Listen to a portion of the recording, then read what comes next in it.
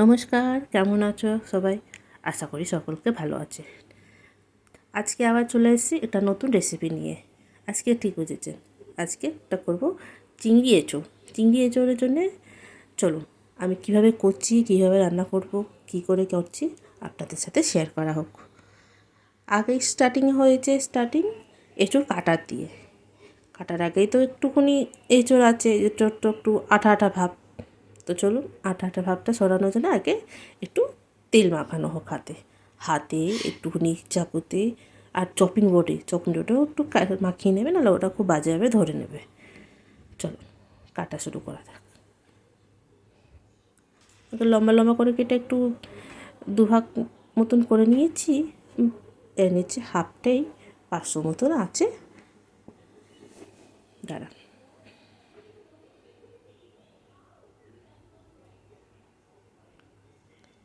এগুলো সব স্লাইস করে নিই আগে, তাহলে কাটতে ছুলতে সুবিধা হবে। আশা করি আপনারাও এইভাবেই কাটেন, কেন কাটার পদ্ধতিটাই এরকমই আমি দেখেছি, যারাও কাটে এভাবেই কাটে। আর আমার তো কাটা ওরকম অসুবিধা হয় না, আমি ভালোই কেটে নিই কেঁচোড়টা। তাহলে চলো কাটা যাক।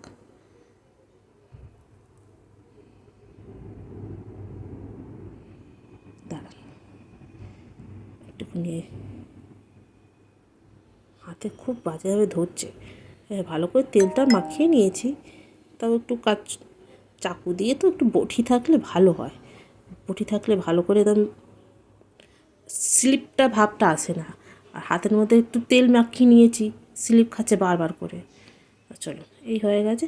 হ্যাঁ, এঁচোড়টা কাটার আগে কেটে ছিলে ওই মধ্যিখানে যে অংশটা থাকে ওটা সরিয়ে দিও। সরিয়ে তারপরে এই যে একটু ধুয়ে ছুলে সিদ্ধতে দিয়ে দিলাম। হ্যাঁ, সিদ্ধ একটু ভালো করে ভাপাতে হবে। ভাপা মানে 80% পুরো হয়ে যাবে আরাম করে। তাহলে চলো এটা একটু সিদ্ধ দিয়ে দিই। আর সিদ্ধর মধ্যে দেবো একটু লবণ, হলুদ মাস্ট। হলুদটা দিলে একটু কালো কালো ভাবটা হবে না, তাহলে উইদাউট হলুদ ছাড়া করলে একটু কালো কালো ভাব হয়ে যায়, সেটা আর ভালো লাগে না দেখতে। তো আমি ওর মধ্যে একটু হলুদ অ্যাড করে দেবো। এই যে হলুদটা অল্পই দেবো, বেশি দেবো না। হ্যাঁ, এবার লবণটা একটু লক্ষ্য রাখো, কেন কি এই সিদ্ধতে ভাজাতে লবণ দিতে গেলে একটু বেশি হয়ে যাবে, এই জন্য পরিমাণটা একটু মাথায় রাখতে হবে। তা এটাকে একটু নাড়িয়ে দিই,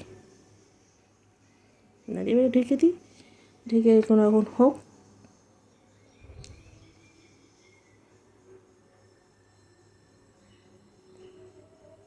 এই যে হয়ে গেছে সিদ্ধ। একটু আমি চাকু দিয়ে দেখে নিই সিদ্ধ হয়েছে কি না। এই যে দাঁড়ান, এটা বাটিতে নিই, হাতে একটু না চিপে দেখলে বোঝা যাচ্ছে না। এই তো হয়ে গেছে সিদ্ধ, ভালোই সিদ্ধ হয়েছে, একদম নরম হয়েছে। কাঁঠালটা ভালো আছে মানে, আর কোনো কোনো কাঁঠাল একটু সিদ্ধ হতে চায় না। দাঁড়ান জলটা ঝারিয়ে নিই।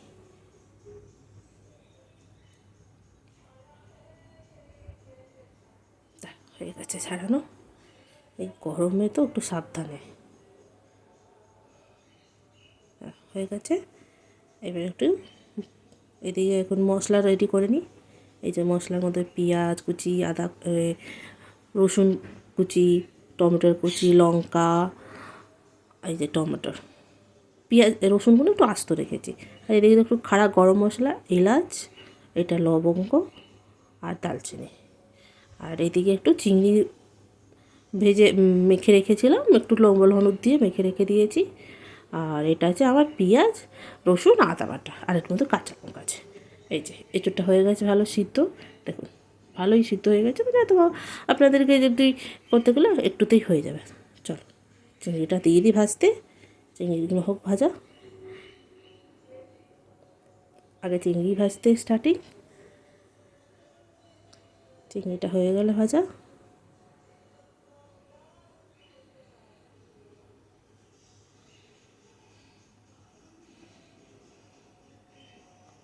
কমে আছে তো একটু জোরে করে দিই,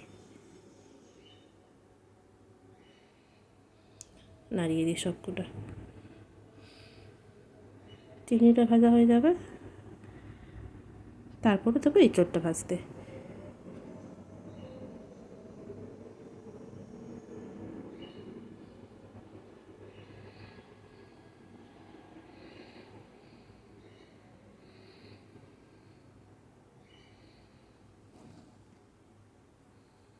হয়ে গেছে চিংড়ি ভাজা, এবার চিংড়িগুলো বের করে দিই।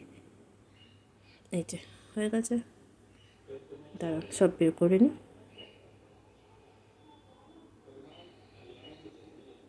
ভালো করে ওটাকে করে দিই, নাহলে ফির এঁচোড়টা ভাজার টাইমে একটু ধরে নেবে।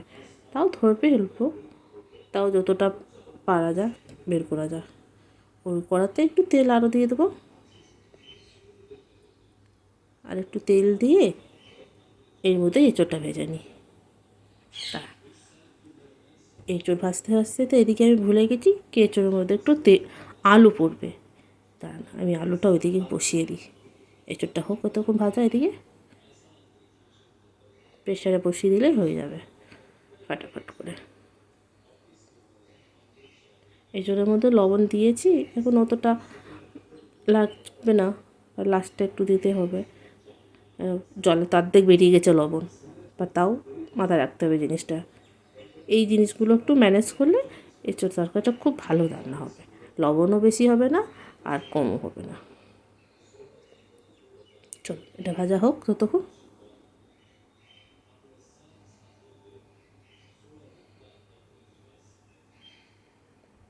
হয়ে গেছে ভাজা এটা,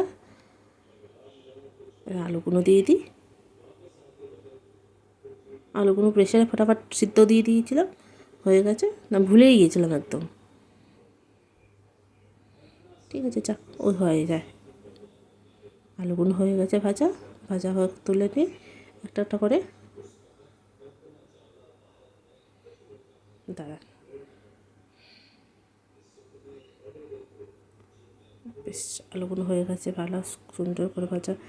এগুলো তুলে এই কড়াতেই এবারে মশলা কষানো হবে। কড়াইটা আগে একটু ধুয়ে নিচ্ছি, বাজেভাবে ধরে নিয়েছিল। চল যাক, এর মধ্যে দিয়ে একটু তেল, এবার একটু সর্ষে তেল দিয়েছি, একটু মিলিমিশি হলে ভালো হবে।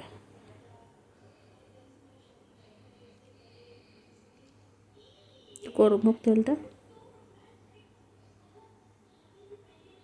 দিয়ে দেবো দুটো শুকনো লঙ্কা গোটা,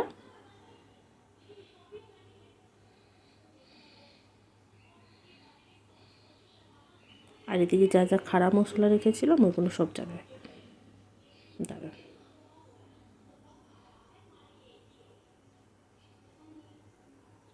দিলাম জিরে, ফ্লেমটা একটু কম করে দিলাম, নাহলে পুড়ে যাবে জিরে। দিয়ে দিলাম দুটো শুকনো লঙ্কা, তেজপাতা, আর ওই খাড়া গরম মশলাগুলো।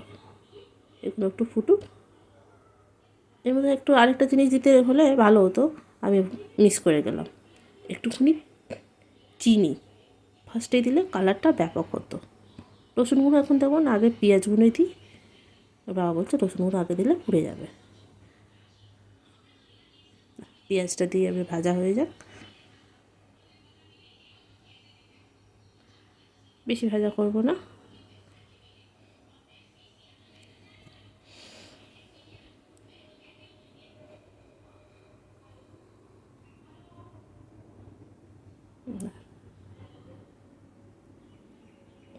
পেঁয়াজ ভাজা হয়ে যাক, তারপরে দেবো রসুন, টমেটো, কাঁচা লঙ্কা।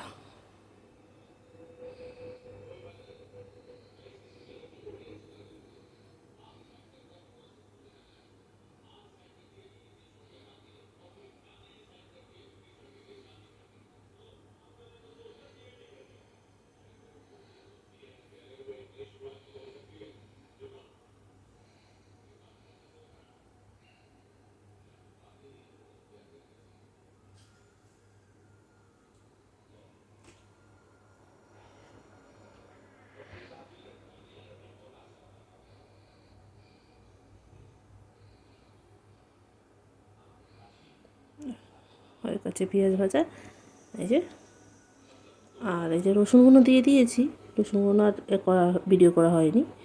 ঠিক আছে, যাকে হয়ে গেছে সেটা। এর মধ্যে দিয়ে দেবে বাটাগুলো, বাটা, তারপরে বেসিক মশলা জিরে, ধনিয়া আর শুকনো লঙ্কা আর এটা কি দাঁড়ান, হলুদ। আপনার এটা বেশি করতে হবে না, বেসিক মশলা দিয়ে বেশ রান্নাটা বেশ হয়ে যায়। আমার তো বাটা মশলা রাখা ছিল, সেটা দিয়েই হয়ে গেছে। আমার বাটা মশলা প্রত্যেকটা রান্নাতে আমার পড়ে। চলো, এই জিরে আর ধনিয়া আর এর মধ্যে শুকনো লঙ্কা আছে, এটা আবার ভাজা মশলা, ঘরের মশলা। এটা দিলে বেশ ভালো সুগন্ধটা আসে। দিয়ে দিলাম টমেটো, আর এটা কষানো হোক যতক্ষণ।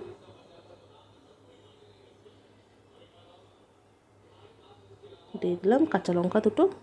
বেশি আমাদের বাড়িতে ঝাল খাওয়া হয় না, সেজন্য ঝালের পরিমাণটা খুব কম করেই রাখা হোক। দুটো শুকনো দিয়েছি, দুটো কাঁচা দিয়েছি। আর এই যে একটুখানি কাশ্মীরি লঙ্কা গুঁড়ো দিয়েছিলাম, ওই মধ্যে একটু ঝাল থাকবে, বেস্ট হয়ে যাবে, বেস্ট থাকবে এটা।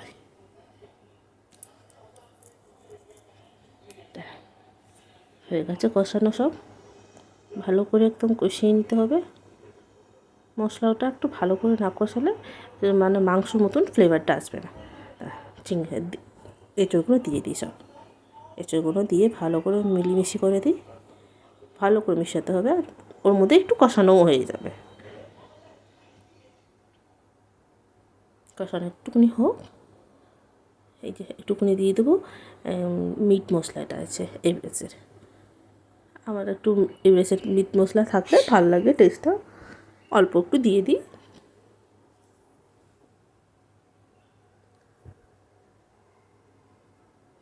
গুলিয়ে নিতে হবে, একটু গুলিয়ে নিয়ে তারপর দেবো,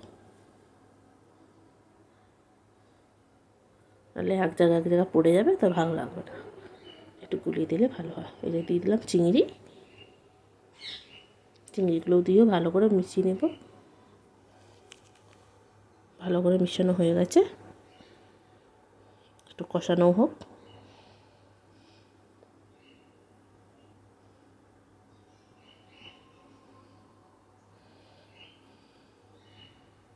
আলুগুলো একটু পরে দেবো, তো এগুলো একটু ভালো করে মিশানো হোক। একটু স্মেল করে দেখি কেমন গন্ধটা আসছে।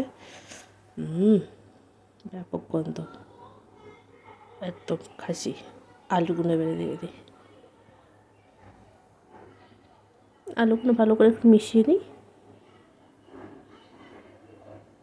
মিশানো হয়ে গেলে একটু দিয়ে দেবো পরিমাণ মতো জল, আর জল দিয়ে একটু ঢেকে দেবো ভালো করে। একটু আলু একটু এঁচোড়টা আর একটু ভাপে হবে না, অল্প অল্প করে জল দিই, বেশি জল হয়ে গেলে ভালো লাগবে না। এই যে আর লাগবে না জল, হয়ে যাবে মনে হয়। চল, এর মধ্যে একটা জিনিস দিতে ভুলে গেলাম, এই যে লবণ আর একটু স্বাদ মতো চিনি।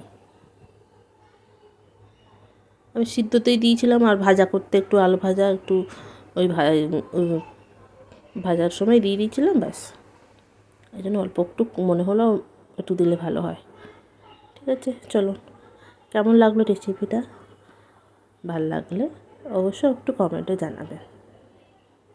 এরকমই রেসিপি আপনাদের জন্য যখন পারবো নিয়ে আসবো।